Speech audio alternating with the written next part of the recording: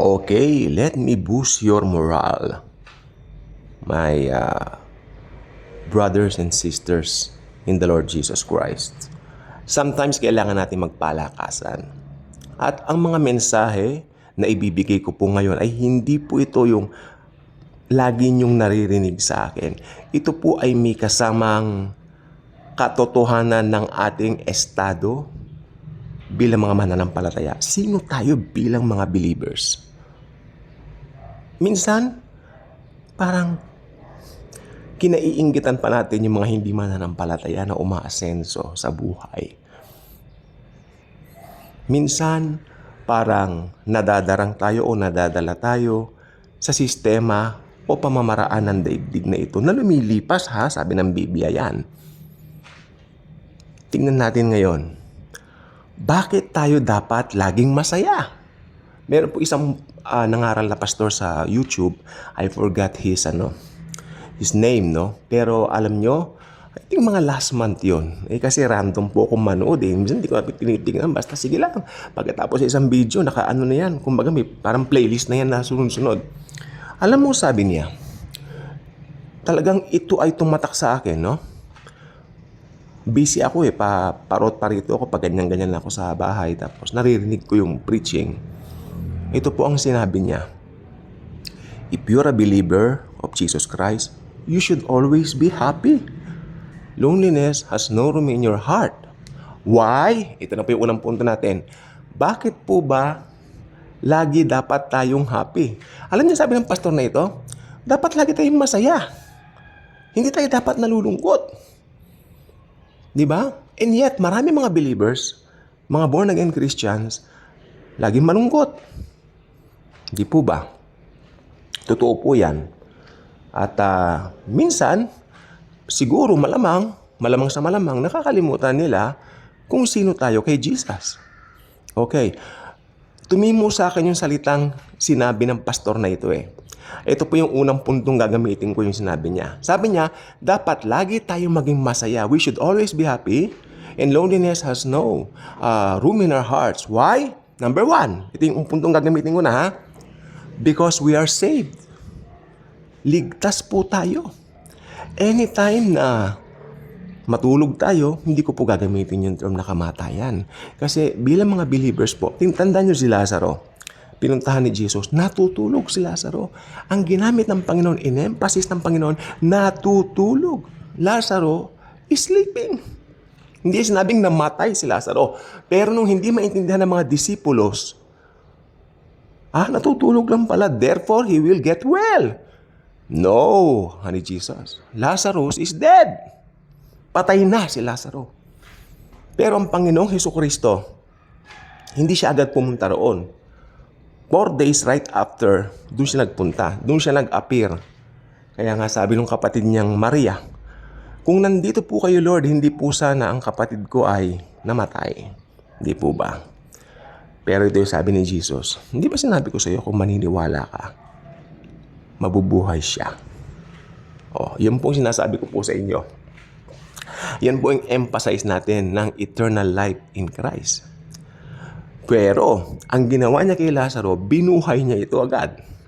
Di po ba? Kasi natutulog nga lang. Ang isang believer po, hindi po pinapangalanan ni Jesus na namamatay. Ang kamatayan, ina-apply sa mga unbelievers. Pag namatay ang unbelievers, namatay sila, patay pa sila sa impyerno. Alam po ba ninyo kapag ako'y nagpupunta sa mga sementeryo, nakalagay RIP? Nung araw, nung puro Tagalog pa raw ang salita, SLN, sumalangit nawa. Pero ang tanong ko sa sarili ko, lahat ba ng ito ay ligtas? Lahat ba ng ito kilala si Jesus? No. Kung hindi kilala si Jesus, dapat ang nakalagay doon sa kanyang puntod, T-I-H. T-I-H. Ano yun? Trouble in hell. See? Hindi ko po ikinatutuwa yung pagpunta ng mga unbelievers doon. Pero, pinapangalanan ni Jesus, pag believer ang namamatay, hindi sinasabing namamatay, natutulog. Kaya sabi ko po sa inyo, meron pong big distinction ang mga believers sa unbelievers. Unang-una, tinatawag tayong natutulog lang. Amen?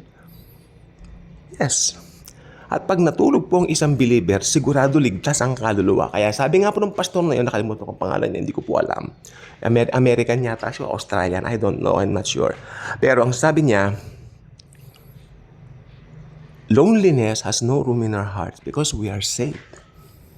You're saved! Gumaganon pa siya. Ang galing ng preaching niya. You're saved! What's the use of that frown in your faces? Ang ganda. Save po tayo. Kung meron tayong dapat ipagdiwang, yun ay dahil ligtas po tayo. Okay? Pangalawa, tayo po ay pinaboran ng Diyos. We are highly favored and greatly blessed. Alam nyo, teka lang po, inom akong kape. Kung hinihiwalay ni Jesus yung salitang kamatayan sa pagtulog, kamatayan sa unbelievers, pagtulog sa mga mananampalataya, yung favor sa mananampalataya lang niya binibigay. Hindi niya binibigay yan sa mga unbelievers. Yung mga unbelievers, makinig pong mabuti sa akin, umasenso man sila sa buhay, ang nasa isip nila, yun po ay kanilang sariling gawa, diskarte o kakayanan. Never nilang ibibigay ang credit sa Panginoon kasi hindi naman nila kilala ang Panginoong Jesus. Di po ba? How can they give credit to someone or somebody that they didn't know in the first place? That's why I'm telling you. Amen? We are highly favored and greatly blessed. Pangatlo, we are protected from God's wrath. Ito po yung tribulation at great tribulation. Tayo po ay protected na roon, aalisin po tayo dito sa rapture. Pang-apat, tayo po ang maghuhukom o maghuhusga sa mga angels. Yan po ang sabi sa Corinthians. I think nasa 1 Corinthians po siya. Sabi niya, bakit kayo nagkakaroon ng mga disputes among you? Hindi niyo ba alam that you will judge angels? Ito po ay mangyayari sa 1,000-year millennial reign ng Panginoong Hesukristo. Amen? Don't you see that? Don't you see that? We will judge angels. Nakita po ninyo kung gaano po katindi ang mga believers. At ang pinakahuli, gagamitin ko pong number 5, Jesus loves us. The person of Jesus, that's everything for a believer. The person of Jesus is everything for a believer. Amen. Yung paggising mo, you know that Jesus is embracing you, loving you, and He will show you a lot of great things that day. You always have that in mind when you wake up, believing the Lord will bless you more. Or should I say, believing that the blessings will manifest more. Because as a believer, blessings are built in already in you, in us. Naka-built-in na po diyan. Alam po ba ninyo, dito po sa Old Testament sabi niya, surely goodness and mercy shall follow me all the days of my life. Yan po ang nakalagay sa Old Testament. Pero sa New Covenant, surely goodness and grace are built in upon me. So, kahit saan ako pumunta, nandoon ang grace, nandoon ang blessings, nandoon ang favor, nandoon ang pagpapala. Bilang mga mananampalataya, tayo lang po ang merong pribileyong ganyan. Wala pong pribileyong ganyan ng mga hindi mananampalataya. Kung gusto, if you want to read more about our benefits in Jesus, basahin na lang po nyo. Hindi mo kape. Read po ninyo Psalm 103 verses 2 to 5. O basahin na rin yung 1 to 5. Pero kasi doon sa 2 to 5, binigyan din doon yung mga benefits natin sa Lord. Basahin na lang po ninyo. Okay, I hope sumaya naman po kayo sa munting mensaheng ito. I want to boost your morale as born-again believers, including myself. Sometimes I tend to envy some of my relatives, that unbelievers, that, hey, I think they're prospering, Lord, why? What's happening? Something like that. But when I came to realize, hey, I am a born-again Christian. I am a believer in Jesus Christ. Jesus loves me, gave Himself for me, gave me a lot of favor. There's no reason for me to envy those because I know they don't have Jesus in the first place. Hindi po ba? So if you know your standing, your right standing with the Lord, naligtas tayo dahil sa ginawa niya, hindi po dahil dun sa ginawa natin. Alam po ba ninyo ang isang mawawala po sa ating mga mananampalataya o sa isang tao ka mo, once na naging believer siya o mananampalataya siya, mawawala na yung kanyang self, yung sarili niya na lagi niyang minamagnify sa galing ko, sa talino ko and all that, mawawala po yan dahil lahat po ng nangyayari sa buhay mo, you make Jesus shine the more rather than you. You want the glory to belong to the Lord Jesus Christ alone rather than you. Yan po ang maganda. We know, alam po ba ninyo, isa lang pong sinasabi ko sa Panginoon, Lord, pag may mga blessings na dumarating, especially nagkakagulat na mga regalo o mga blessings ng Panginoon sa akin. Sabi ko, Lord, lahat po ng yan, lahat po ng meron kami, lahat po ng yan, Panginoon, galing sa inyo. Wala po kaming taglay na anything here na hindi galing sa inyo, Panginoong Heso Kristo. Galing lahat sa iyan, Lord Jesus. You are so dear to us. Diba? Your person is everything to us. Kaya alam po niyo, ang believer, mawawala rin po sa kanila ang takot. Sapagkat mapapalitan to ng kumpiyansa, confidence, na hindi pa kailanman naranasan ni naman. Natatanda po niyo si Peter. Nakita nila ang Panginoon, they thought it was a ghost. Lord, if that was you, if that is you, Lord, let me walk with you in the water. Come on, Peter, come on. Halika dito ka ni Jesus. Nakalakad po si Pedro ang sabi ng mga Bible theologians o great scholars from the Bible, nakahakbang po siya ng mga 3 hanggang 4. Pero nung tanggalin niya ang kanyang mga mata sa Panginoong Hesukristo, nakita niya yung wave sa paligid. Nagpasimula siyang lumubog dahil tinanggal niya ang focus sa life giver, kay Jesus. Ganyan din po ang nangyayari sa ating mga born-again Christians. Sometimes natatanggal natin ang ating mata sa Panginoong Hesukristo at nadadarang tayo sa paligid natin ng kamunduhan ng mundo. Alam po ba ninyo ang presyo ng mundo? Matindi rin po yan dahil ang sanlibutan na ito ay sanlibutan ni Satanas. Don't get me wrong, si Lord po may-ari ng lahat. Pero alam naman natin, si Satan po ay pinakawalan dito at nandadaya at nandideceive dito sa mundo. Kaya kung tinanggal natin ang ating mga mata sa Panginoon at masyado tayong nadala sa mga worries of life, na masyado tayong nadala sa mga yung mga pakikipagbarkada, di ba? Masyado tayong nadala sa stress sa pera and all that, parang mapipilitang gumawa ng mga makukompromiso pa yung faith mo. Huwag po ninyong papabayaan na matanggal ang inyong mata sa Panginoong Hesukristo. Sabi ng Bible sa Hebrews, fix our eyes on Jesus, the author and perfecter of our faith. Yes, nagsimula po ang ating victory sa cross. Okay? Sa cross, nagsimula po ang ating victory to another victory, to another victory. Walang katapusang victory ang meron po tayo. Sabi ng Bible sa John chapter 1, for the law was given through Moses, but grace and truth came by Jesus Christ. Okay? Di ba? Grace and truth. Yung grace nasa side ng truth. Yung truth nasa side ng grace. And we receive from Him, kay Jesus, blessing and another blessing in replace of another blessing. Maganda sa ibang salin, grace in replacement of grace that was previously given.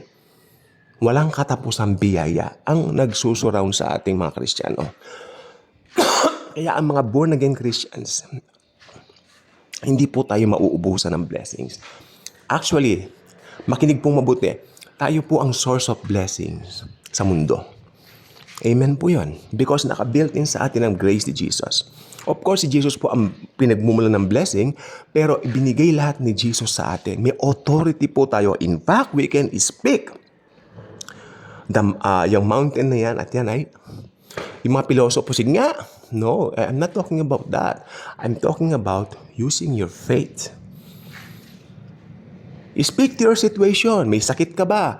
In Jesus' name, gagaling ako. Kagabi sabi ko, Lord, magaling na po ako. Although, medyo iba pang boses ko, pero hindi na po ako inuubong masyado. I speak. Lalayas na ito, Lord. Nakaka-istorbo sa mga vlogs ko. Ganyan ang sabi ko kagabi. So, Lord, thank you very much because this morning, I woke up, maayos na po. Ganon.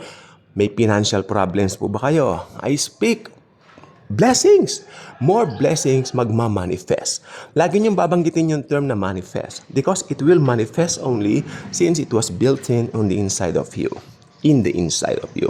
Kaya sabi ko, as born-again Christians, as born-again believers, we are highly favored and greatly blessed by Jesus. Kaya sabi ko, i-boost ko kaya ang moral ng mga kapatid ko sa iyo, Panginoon. Dahil nararamdaman ko rin po yan minsan. Kung nararamdaman mo yan, kung nararamdaman ko yan, nararamdaman po yan ng mga kapatid natin sa buong mundo. Nadadaon po sila. Nakakalungkot maisip natin na nadadaon din ang mga kapatid natin sa Panginoon. Sometimes lumalabas tayo pa yung mga walang ability. Sometimes lumalabas tayo pa yung mga parang kawawa sa mundo. Alam niyo po ba, na maalalahanin lang natin yung salita ng Panginoon. Kung si Jesus nga po pinagmukhang kawawa nila, di ba? Tayo pa kaya? O, ganyan lang pong gusto kong sabihin. Kung si Jesus hindi pinapansin, kinokontra lagi. Alam niyo po ba, when Jesus walked the earth, hindi siya pinapansin. Masyado. Not until nag-ministry siya, kinainggitan siya. Because there's something sa kanya. Hindi naman nakapag-aral yung taong ito. Anak lang siya ng isang karpentero at ni Maria. Hindi ko po alam ang trabaho ni Maria, malamang mananahi. Hindi po ba? O kaya nagtitinda ng sago o gulaman sa University Belt. Joke. Pero alam niyo po ba, may gusto po akong sabihin po sa inyo. Kung si Jesus po ginanon, kung akong inyong Panginoon, ginanyan nila, di ba, gaganyanin din nila kayo. Alam niyo po ba, huwag ninyong i-expect na mamahalin kayo ng mundo. Never in a million years. Pero ang sabi ni Jesus, magmahalan kayo bilang magkakapatid sa akin. A new command I will give unto you to love one another. Yan lang ang command ni Jesus. Wala naman siyang ibang komando sa atin Magmahalan tayong magkakapatid. Alam niyo, bilang mga Kristiyano, hindi po tayo magkakasundo rin minsan. Ako, marami na akong inalisan na mga churches, mga institutional churches. Pero alam niyo po bang mahal na mahal ko pa rin sila? Kasi kapatid ko sila. Pag may nababalitaan akong pangit na nangyayari, napapaluha pa rin ako. Mahal ko sila, Lord. Alam ko, ingatan mo yan, mga kapatid ko yan magkakapatid kami. Alam niyo po ba, sabi ni Jesus, malalaman ng buong sandaigdigan na magkakapatid kayo sa akin kung kayo'y mag-iibigan at magmamahalan. Mahalaga po yun. Yan ang command ng Panginoong Hesukristo. Hindi po yan ordinance kasi nag-command din siya ng dalawang ordinance. Baptism, water baptism, at saka Holy Communion. Hindi po yan kasama doon kasi yun ordinance po yun. Ito command. There is only one command in the New Testament. To love one another. Okay? I hope na-boost ko po ang moral ninyo. Kasi nalulungkot ako. Maraming nalulungkot na Kristiyano. Maraming pinipersecute. Nalulungkot ako. Kasi sabi ko, Lord, parang ganun, parang lumalabas kami pa yung kawawa. Pero naalala ko, balik sa salita ng Panginoon, kung ako na inyong Diyos ay ginanyan, ganyan din ang gagawin sa inyo. Di po ba? May sinabi pa si Jesus sa John, aklat ng John, I think John chapter 14 or something, I'm not sure. Sabi niya gano'n, ang mundo ay nakikinig sa kanila. Yan. John 17, yata. Kasi, taga-mundo sila. Again, nakikinig ang mundo sa kanila. Dahil taga-mundo sila. Kaya kung may magaling magsalita na taga-mundo, na hindi naman mananampalataya, huwag kayong magtaka. Makikinig ang mundo dyan. Tingnan nyo sa TikTok. Maski karamihan dyan, walang katuturan. Maraming followers. Sa YouTube, ganun din, di ba? Sa mga social medias. Wala namang katuturan. Hindi naman mensahe ng Panginoon. Aba, yung mensahe ng Panginoon ay ang konti eh.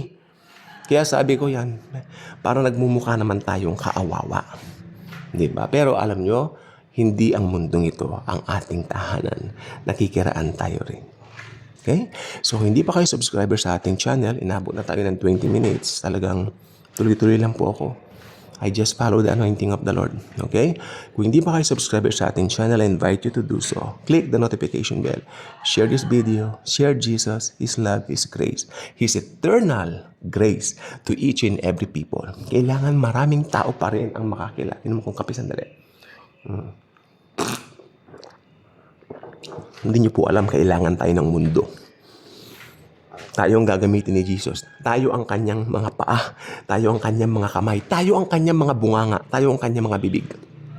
We have to tell them the gospel of God's grace. About Jesus, His love, and His grace. Salamat in Jesus truly loves us all.